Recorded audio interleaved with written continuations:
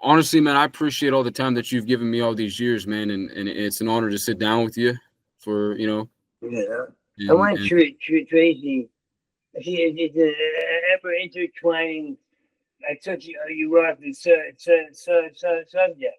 so how did you get into comedy in New York? You know, how did that start specifically for you, you know? I was just starting in AA, going forever, and I didn't even have a place to live, so I was living with my sister for a week or something. It's a long story, but the funny thing was I didn't have a place to live, but I was also by some quirk of fate. I was an acting a guy. I was taking an acting class, which I found out later on was right across the street from a hustler bar. So the little gay bar across the street. From this acting class, and this guy came into a restaurant. I was a busboy. I didn't know there was like an industry for being a little big boy. I mean, like I walked in his restaurant. One day, they steak and stuff mushrooms for $10. I said, one day I'm gonna have me that $10 steak and mushroom. So the guy saw me walk home from the cafe. The home I said I didn't have a place to live.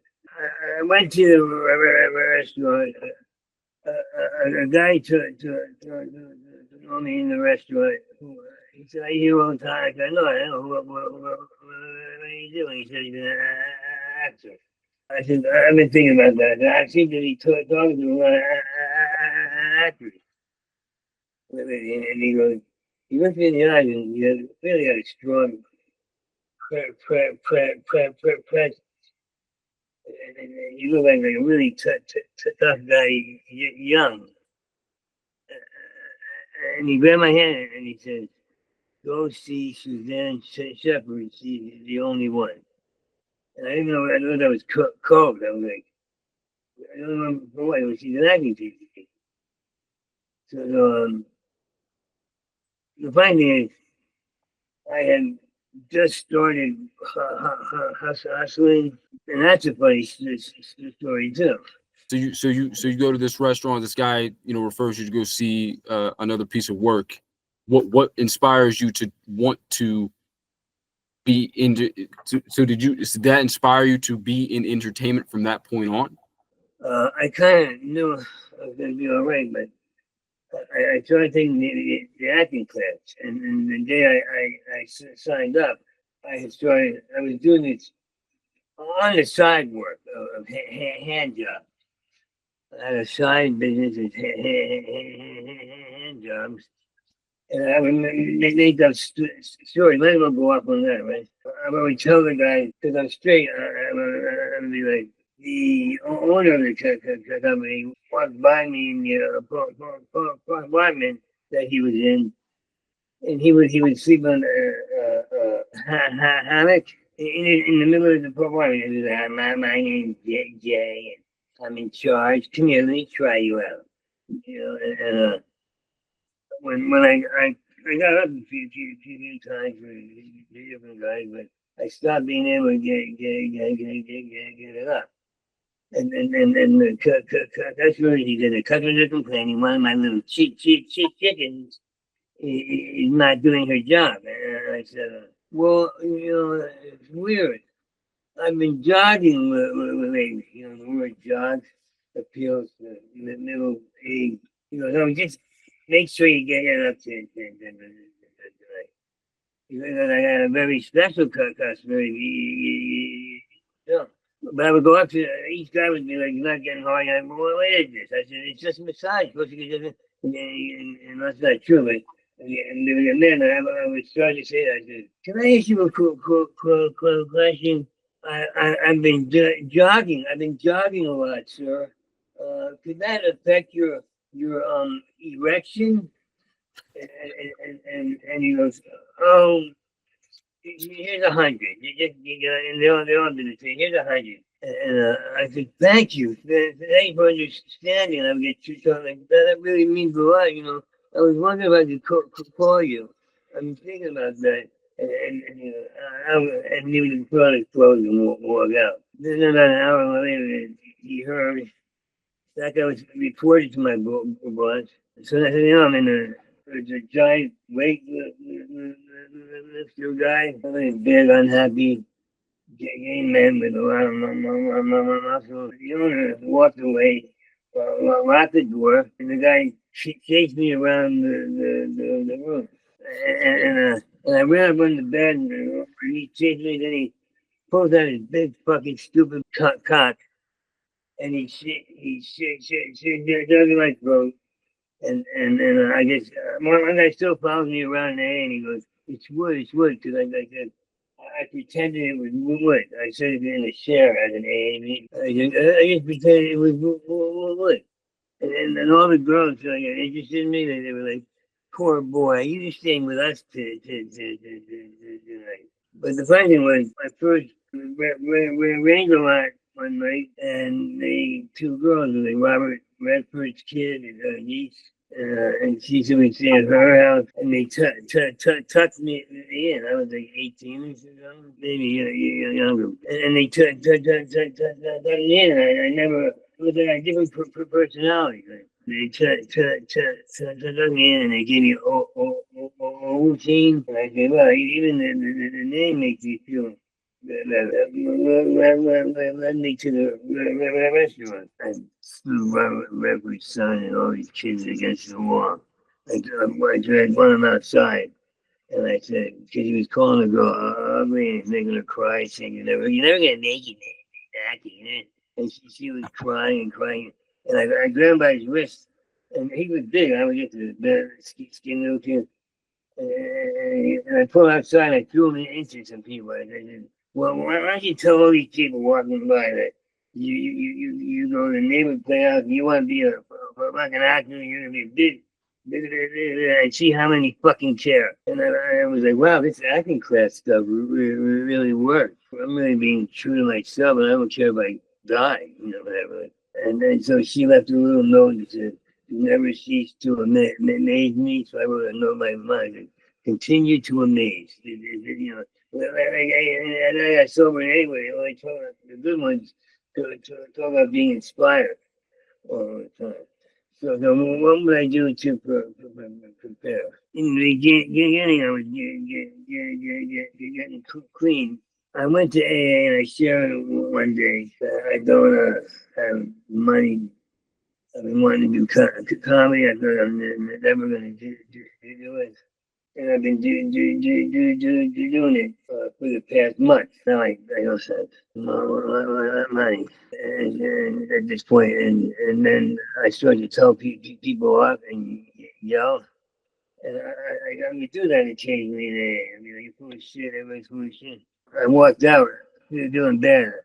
And Steve Madden followed me out. The shoe guy, the designer. Yeah. And he said, I like you. This was like 25 years ago. 25 years ago, he goes, I like how you're like a young Mike Tyson. I said, I'm a comedian. He goes, no, I said, the way you talk is like very futuristic. You're like a young, I want to go to your shows and see if I want to invest. I'm young enough to invest. I said, sure. He goes, all right. And I did Matt average for him. He gave me $355 a week, and I put 100 in my pocket, so I could go for 400, 100, 100 or 300. And I drove him around, and he said, now you'll be my errand boy, and I'll pay you to go to the club and pick me up. And when I was done, he arrested him. He only had, and I started doing comedy. But before that, I had the coolest sponsor. If you have a friend that blows your mind, like, hold on, that friend. I started to trust myself. And when I was a kid, I was always quiet and shy. And I wasn't always quiet. I was the class clown. I went to that $10 steak and mushrooms finally to eat. I could afford to eat there, and it's kind of nice little neon blue light right across the ceiling. And, I walked in and I said, I just walked out and I thought about it. I always find a bench to think in New York. You know, it's great. I'm so here. My sponsor, when I was walking through, I said, holy shit.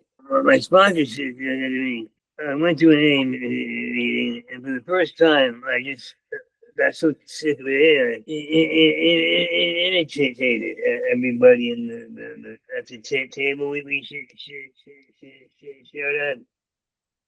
And he's just very profound guy. He just managed to keep my head on straight. Like to quit prostitution, later I called him up and I said, I'm waiting to, handle this guy. I gotta, such like a dick. And I don't want to do anymore now that I'm clean. I know where I am and I don't like where I am. Yeah, a door in that room, and I just had to complain to him about a half hour. I said, he goes, are you alone right now? I said, yeah, but I'm about to, And he goes, is there a door in the room? Yeah. I said, he goes, well, open it and walk out. That's all you got to do. I was the kind of guy I needed a sponsor in there who would tell me things to do, and they were always right. So he goes, and he left. He was, you still don't know how to think. And you go, but you're the smartest, you're the brightest kid I know. And I opened it and walked out. And then at the AA meeting, he hears me. He goes, Shapiro. Did you just imitate everybody at our table? I said, yes. And he goes, I never heard anything like that. You were like spot on. He goes, hey, can you do him? And I started imitating this guy. And can you do that guy? And this guy who was I'm Seth, and I'm an alcoholic. And for me, and I know for me, when I do feel pain, and I do feel pain, return to these, the steps and nutrition. So then I imitated other. My name's Paul, and I'm an alcoholic. My story includes the Marines, the football team, and sex with both my sons. Today I woke up, I was, the whole thing. And he goes, and all these people started coming over. He pulled people by their jacket. There was like 40 people there. And people kept telling like, you don't have to listen to Kevin Ray. You don't have to imitate people if you don't want to. And he goes, shut the fuck up. Let's fucking talent. Do her. And I did her. And then the next day, like we would take walks till 5 in the morning because I couldn't sleep. And he was just, I don't understand how a guy could be that cool, down to earth, below earth, and smart. His own philosophy. And he's dead now. But he goes, You don't have to imitate people in Alcohol Anonymous, but you still chose to. And then he goes like, he called me up the next day. If I was over thinking, he'd have me do his floors. That's how AA started. They would say, if you have something to say and you knew, grab a fucking mop. You ain't got nothing to say. Or whatever. That's for some people.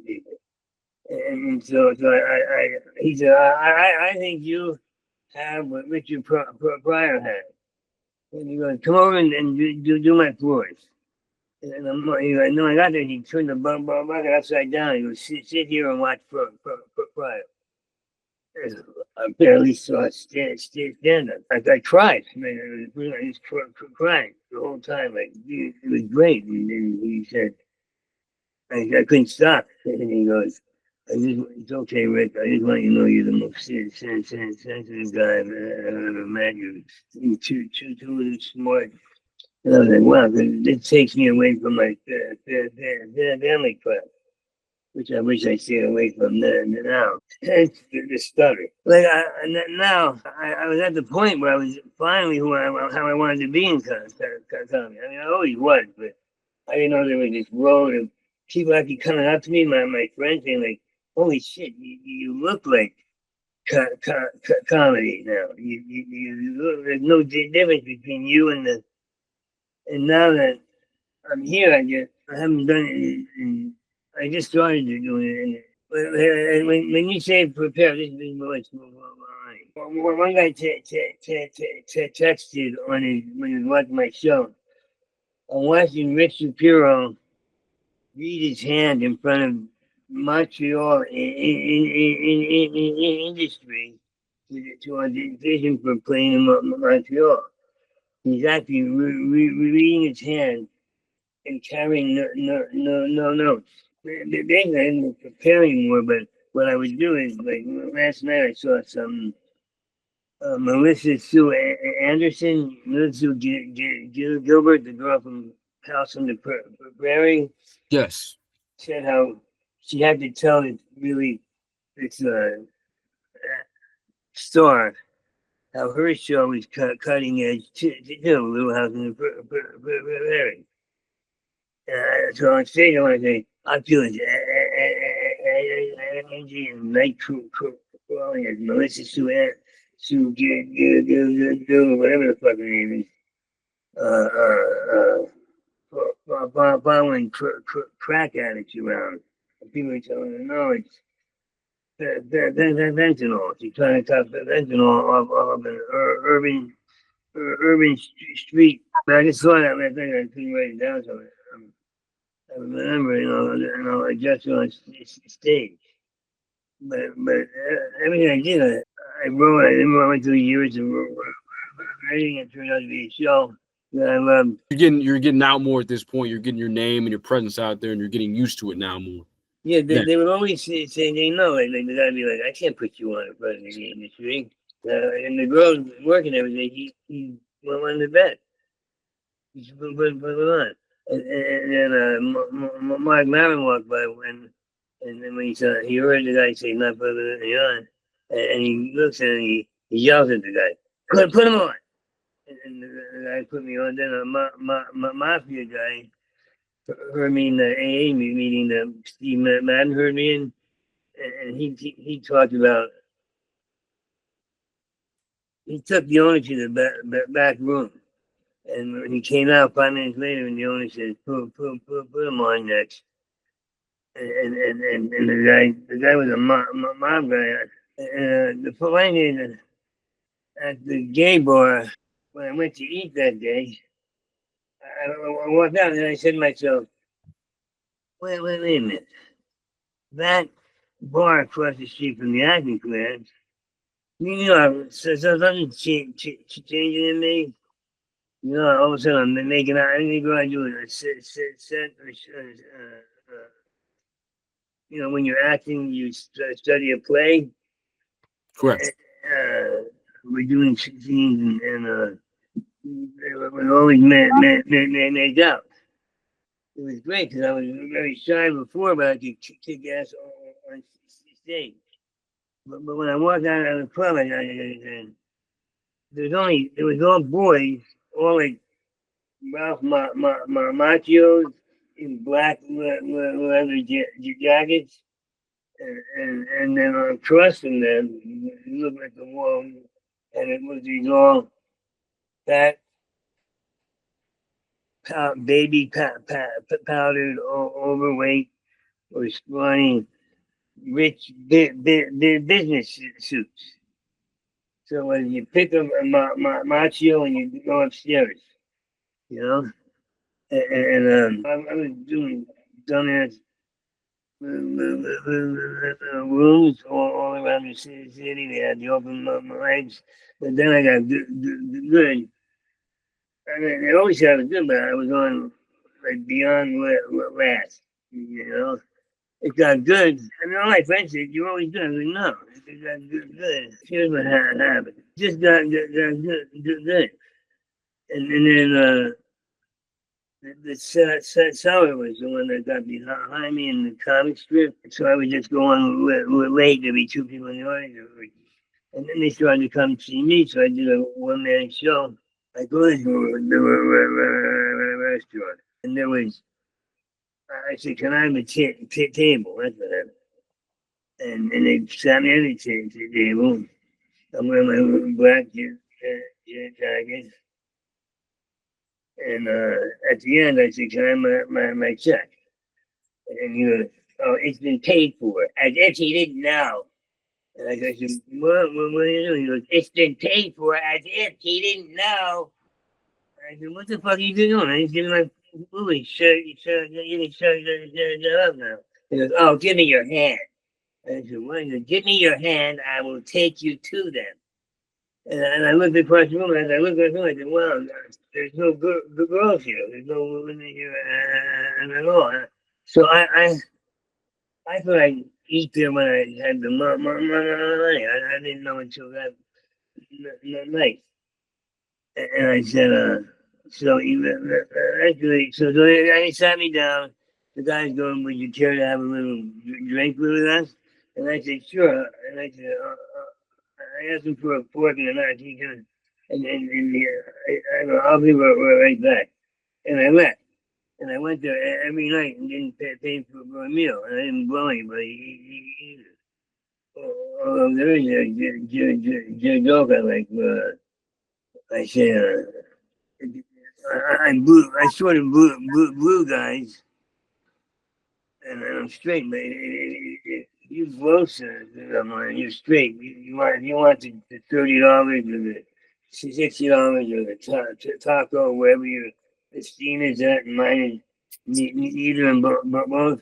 But you have that really gay, or you don't get the non-pay or whatever. And the guy was below me, and he laughed and looked up at me. I go, shit, I got really gay. Let's gay. And he stands up, and he looks at me, and I look down, I go, Fossey, Bernadette Peters was a revelation. I laughed, I cried. Liza beats me, and then I describe what it would be like to be the father of his son who calls him up saying, Liza Minnelli beating me. Anybody calls that guy's father, the woman comes in with and says, your son's on the phone, sir. And he goes, which one? The one being beaten by Liza Minnelli? That's a once in a lifetime chance. And he goes, just tell him, hit her back. But that was fun. And then I also concocted this way without the owner called me and says, if you don't obey the laws, you're out. So you know what I did? And this is while the other guy graduated me to hot women. He said, if you date these guys and let them do whatever they want, then after a while, I'll give you the girls. And the girls were always these coked up, beautiful Brazilian girls. And I'm walking there. My friend who started me there, he said, a guy, an asshole, the cowboy's coming over. He's a hustler too, just in North. And he told me how he gets all the girls because they're blindfolded and it sounds in your voice, and everybody always likes my voice, Rick, so you get sloppy. And I said, I know that they're all big in me. And this girl was on me, and we felt the shock. She must have something to do with it. We just ripped the blindfold off her, and we fucking held each other. And we knew we were lonely. I wouldn't admit that now or even back then.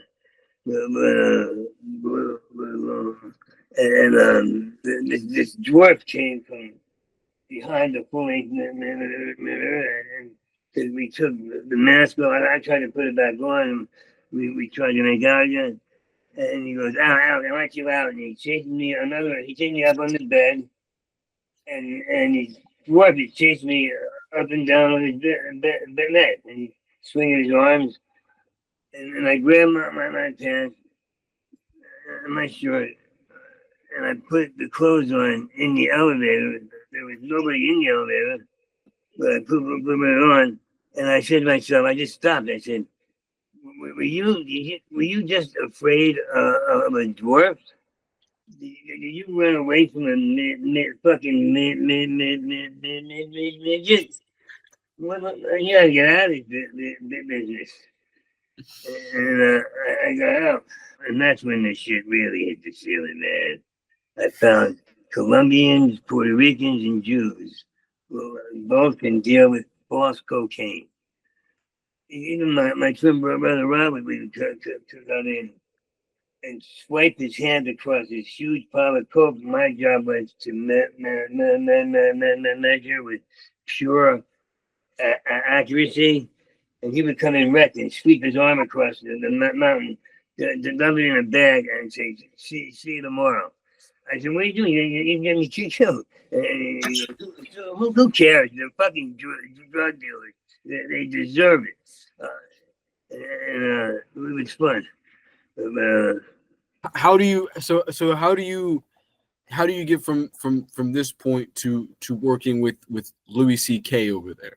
How do you get involved into his works from starting from where you were at that point? That's a good thing. What happened was I know at the time I was probably the only one to coalescing cocaine with everyday humor. Then I refused to do that, so I would only talk in a different voice until someone I felt said something profound, until something interesting, different or profound would come out of my mouth. It's actually too much of being a purist or not. It's not. It's like even when you wait for a joke on stage, you can just stand there and it'll crack people up. The humor's inside and is waiting to come out. Louie, I had no idea was behind me. In fact, he saw me at a club. He goes on stage. I didn't know he'd see me. He goes on stage and he says a great joke about himself. And he goes, "Oh shit! Now I'm sounding like Rick Shapiro, the craziest guy on the face of the earth." I was like, "You didn't have to throw that in." Yeah. Now there's two stories here. One with Louie was that I would act out crying and how nobody likes sex my way, but they don't realize, and I would put on a sensitive face. I would be like, the guys would come me at the bar, and they'd be like, "What are you into?" And I look at them like sad. I'd be like, "Well, get out of here! Don't talk to me, other guys. You won't like. You wouldn't like me. Besides, too expensive." And I just get out of here. And he goes, "Why?" He goes, "Well, excuse me. What's your name?" I said, "My name that night was Rudy." And he goes, "Well, Rudy, what are you interested?" And I looked at him like this. I would do these motions, like I would just put my finger up to his chin and go like, "These eyes that you're so beautiful." I had to look at my eye, he's so beautiful. And then I fake tearing and you go, "No, I want to know what are you into?" I said, and I'd be like, "Okay, forget it, leave me alone." And then I go, he'd be chasing me, he'd be following me around the gazebo where all the plants are and the islandy looking room. And then you'd be like, "No, I want to know." I'd be like, I do it again. I'd be like, "No, I'm the guy looking at me stunned. If they can't handle what I do, that's your problem. But I'm not here to do it anymore. Leave me alone. Don't fuck with my feelings, you fucking asshole." And he followed me around and finally got to the point where he goes like, "Just tell me what it's like." And blah, blah, blah. I got to the point and I go, it's like two people in a room, two people, and the color rolling around the sky, and you can feel them come up to your face. I mean, you ever feel that? I think you know these long scenarios of surrealism, and I said, no, okay, so that's it. You saw it. Now you don't understand it. Now you don't want to do it. Good. Get the fuck away from me, man. He's like, you wouldn't be able to avoid it. And then he goes, no, I would. I want to do it. I want to do it. The last thing I said was, you could be in different rooms and then I would try it. You could be in different rooms and the noise, like noise is like an answer. However you sound to someone, however sound comes out, you have to look never mind, you leave it alone. So he finally said, he goes, so we go up to the room, right? There's a YMCA, and I said, put 100 on the dress. I was like, you gotta put 100 on the dress. I'm sorry, but I gotta eat. And he goes, so I went to the next room, and he realized he agreed to. He's jerking off naked, and I'm behind the bathroom door going, and then I ran out to took the 100 and shut the door. And that's when I got into trouble with the restaurant. They were going to beat me up or something. I just never went back. They said, one guy called me and said, I brought you on stage, but it's far away from that place. And he goes like, dude, did you convince him? He did something. I said, yes. Don't worry, I've said I did before. I know what I'm doing. You get introduced to Louie Yeah. C.K. when he at the stand up, and then you eventually work with him on his shows. And Lucky Louie, and it was another show as well, but it was great. You guys seem like best buddies. Is how I got the vibe when I was watching those back. You know. Yeah, I don't think I thought we. I don't know. It's a very strange thing that Louie was Louie. Like I just figured the guy. He got me on Conan O'Brien when I didn't even have a set. I thought I had to have a set, and I realized I don't have to have a set. I wasn't even doing all that, making people laugh. Well, what happened was he just came up to me. I can't remember. He said, "Can you?" He said, "Can you show up for this set?" And I wasn't like the other comics. I didn't even know what Conan O'Brien barely knew. And I didn't know that. I had no idea that 6 million people watch in one night. And I'm going down my street, like a girl asking for my phone number. She's waiting for me upstairs. I said, always leave my door open, which I do. I said, you can go upstairs, I'll see you in a minute. And this girl goes, my husband, I said, she had this look, and seen the cappuccino, one of the first of the cappuccino girls. And she goes, I love my husband and I.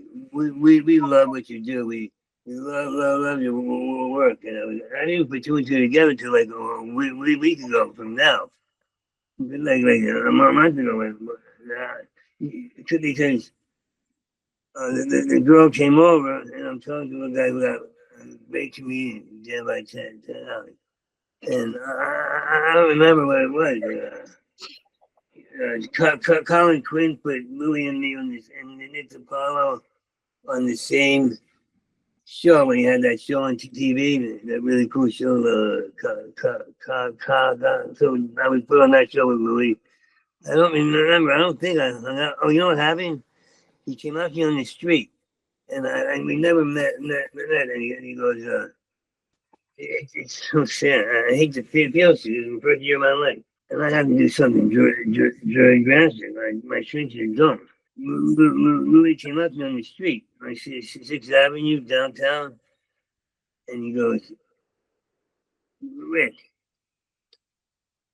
you know you have a writing posse now. I said, what? He said, yeah, we want you to come every Sunday. We have bagels, cream cheese, and the little guy who's funny, Sarah Silverman, and who's the other girl, Janine Garofalo. She always sent notes of support to me, but we never got to know. When I got sick, she goes, I'm glad you're going to come back.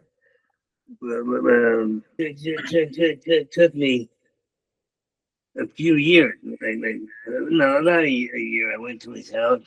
I kept walking by, but not going in. I finally knocked on the door, and I ran. I rang the doorbell and ran away. And those were the only Louie was the one who was cool. They were all cool, but this girl, Kathleen, came up to me one time when I was auditioning for a club, and she goes, I want you to know something. You're a genius. But none of these people here they don't like that. And if I heard that now, I'd understand she's nuts.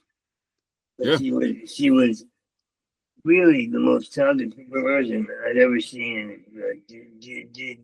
Dissident voice of discontent, and subtle and problems. That's the last time I saw him. And then I don't remember. I remember I was just, he called me up. I don't know how I got, what's it called? Law and Order? No, SVU.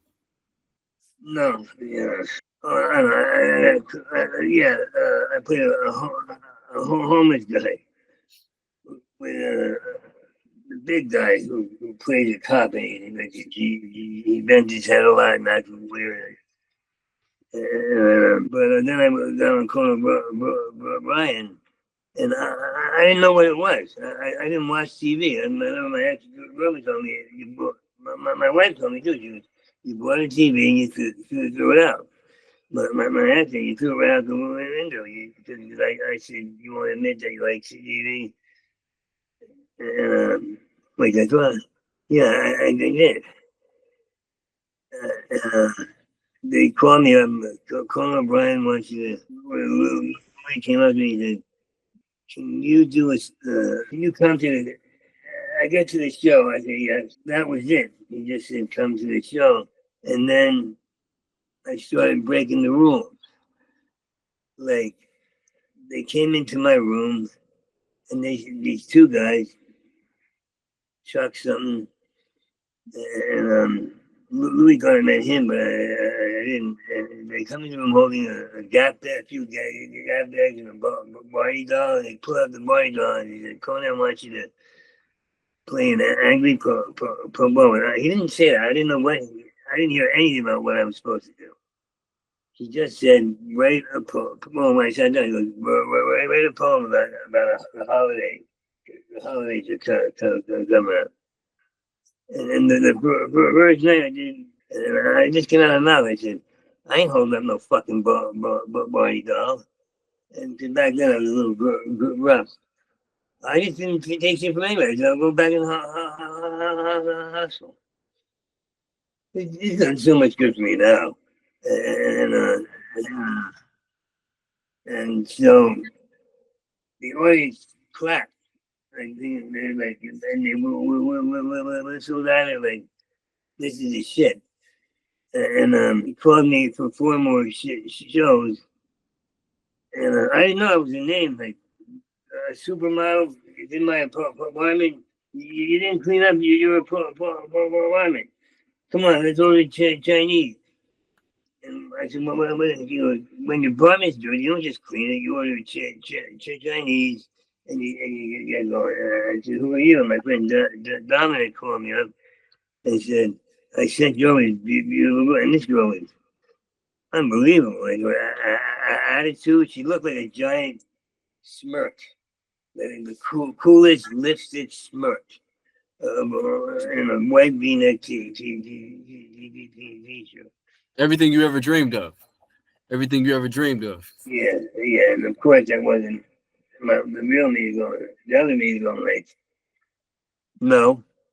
She's everything I ever wanted to get rid of. I don't know. I never thought of it like that. You know, whatever. And I wouldn't even take no for an answer. She said no, and I ate her ass. I didn't just make that up. She had the same reaction. She looked at me like, what just happened? I said, yeah. I started doing it again, and she's into it again.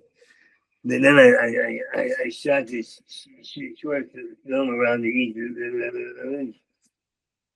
and it was a lot of girls I met in the East. You know, everyone tall with long hair, like long.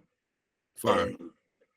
Fucking, like when I met she was great lady now, but like she had long hair and a little spring satin dress, and so my whole the thing is somehow I finished the story, which this kid came out there and he goes, recently he goes, and I don't bother me a little bit. He goes, how do you get on stage? How do you do it? And long story short, I said, don't. To get on stage, you have to get on stage. But you know what comedy is? He said, what? I said, comedy is we're a bunch of fuck-ups who can't stop fucking up, and we're still into fucking up. So we go, we're a bunch of fuck-ups, so go up there and fuck up. I said, do everything wrong. It's comedy. And everything that gets me mad is like, who fucking told you to put on a sweater and talk like a fucking mouse? But now it's people who think it's just about being big and loud or something. Or I don't even know. I don't care what it's about. I just want to get back on stage. The one thing I like always respected about you, man, and I found you through Project X, but the one thing that I respected about your work after I looked like at your catalog was the intricacy of the jokes. Like it's like you just said, it's not about being loud. It's not about being the most attention on you. It's about how do you get that laugh. And I always respected you about that. Right. You ain't gonna live. You see him anything. It's got an even definition to it. Anger. Or anger being ignored. Or, like the beautiful thing is, like the gun was he made a mistake. He got mad. I got married because I wanted to live. You know, and I was there when he did it. He did right in the audience, the TV audience. He said that, and he went, I got divorced because I wanted to live, you know. And but there's so much. There's Louie came up to me that night because I told a story on stage, and I did anything. I said the only thing that makes you and me makes them more important than you and me. Is TV that you can carry around more fucking gap bags over the show. And I said, Tweedledee and Tweedledee come out, and I told him this story. I get out from the sound booth. I come back. I know Mark used to watch me. I knew him. He comes out and he goes, so which one am I? I said, what? He goes, which one am I? Tweedledee or Tweedledee? And I said, actually, you're the one who whispered in my ear. Because he said to me, you're going to do what you want, right? I said, yeah. The talk show guy said, no, you got to stick to it. There's something to write on a piece of paper and come out with a fucking book, you know, and memorize it. And I didn't. But by the end of it, which one am I, Tweedle, you know? And I said, actually, you're the one who encouraged me. He said, I guess do what you want, I guess. That helped. I dropped something. He didn't help. I just liked that he was supportive. I dropped down. I said, what should I do? I just had it. He goes, Mr. Integrity. And I said, what's that mean, Mr. Lying Scumbag? And I put my mouth up to his cock, up to his chin. And that was more about that. To me, that was like, wow, this is great. You know, I don't care. I can do comedy. I'll get it. But this Jill Scott Heron, or this, I can't think of the word. Comedy of dissent Yes. had an edge to it. And I just started, my sponsor started giving me books about that, about like George Washington wasn't even the black guy, I forget. The black guy in charge of all the good for the community. And then get those guys, Aaron, a bunch of other guys. I really want to ask you about Project X, man. I mean, how did you get that role in that film? He was auditioning for something else at the same time that they were having the auditions for Project X. It was it was in a building, shared office space, and Jewel Bestrop saw him, and she had booked him for Lucky Louie. So she said, I got somebody that I know. I got somebody that I want. And we went in and he interviewed. So this is the funniest thing though. If you look at all of his roles, the names of the roles that he's done. So Shaky T, T Rick. And I said, once I heard the name T Rick, I was like, you got this. He goes, how do you know? I said, because T Rick, Tracy Rick. I said, you got this. And then he went in and he auditioned, and we didn't find out for a couple of days, but we were driving on the 101 going back home. They told us while we were driving, this is before, like when the phone is throughout the car. And I was just holding the phone while we're driving, and they told us, and we went to McDonald's and we shared ice cream. And that's how we celebrated. Now, what was the experience of because that was, even though that was considered to the industry a low budget, but it was a big film. It was low budget, but it was still a $12 million budget. Yeah. It was still a good looking trailer. Yeah, it was a $12 million budget, and it was, I humped all the trailer walls. What was it like, man? I mean, like I've told you throughout the years, man. I mean, me and my buddies, give me back my fucking gnome. Like we got kicked, we got detention a couple times for saying that in class. You're kidding. It was like, what was that filming? What was being on set like for that film? What was really interesting was that this is before he got diagnosed. But he was having problems. He was having problems with his body beforehand, and we totally kept it under wraps. It was private conversation between us. Because he's like, I can't move my knees. He's like, I'm so stiff. And I'm like, we're going to get through this. Todd Phillips was there, Nima, Jonathan Brown. But JB, we knew JB before it started. Oh, yeah, and did you ever notice that they kept most of the kids' names? Like JB, yes. JB was JB, T Rick. I mean, he was T Rick when we were reading the script, when we were reading the sides during the audition. What's interesting about that, Tracy, is I don't know which draft it is, but I bought a copy of the demo script online like many years ago. Right. And it says Tyrannosaurus Rick in it. So I was like, that works. That works. Wasn't the original idea for a sequel for Project X to have Rick come back? Oh yeah, because when we were filming, Todd pulled me to the side and said that we're not killing him. So he didn't die. He didn't die in the film. And that like for Todd to say that meant to me that they had a plan to bring him back. He had creative freedom to a degree, but like when it came to the scene of him on top of the car, we must have shot that like 50 times because all they wanted him to say was, Costa, give me back my fucking gnome, and then flip up the mask and say it.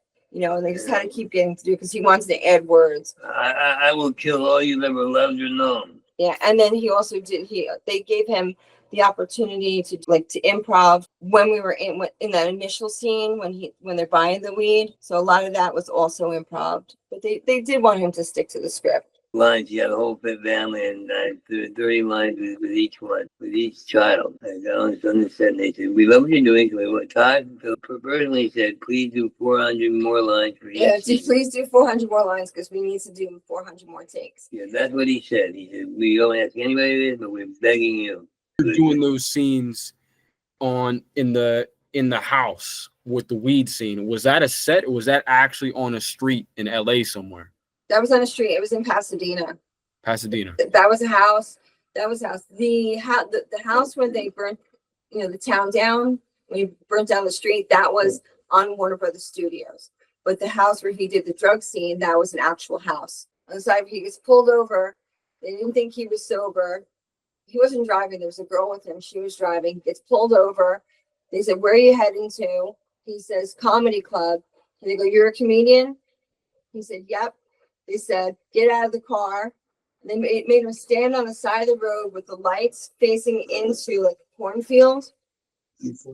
And he stood there and did 20 minutes. That's good. That's good. Did you get a ticket or did she let you go? They let him go. There you go. If she was there, I would have gotten paid. That's true. That's good. That's good. That's good, man.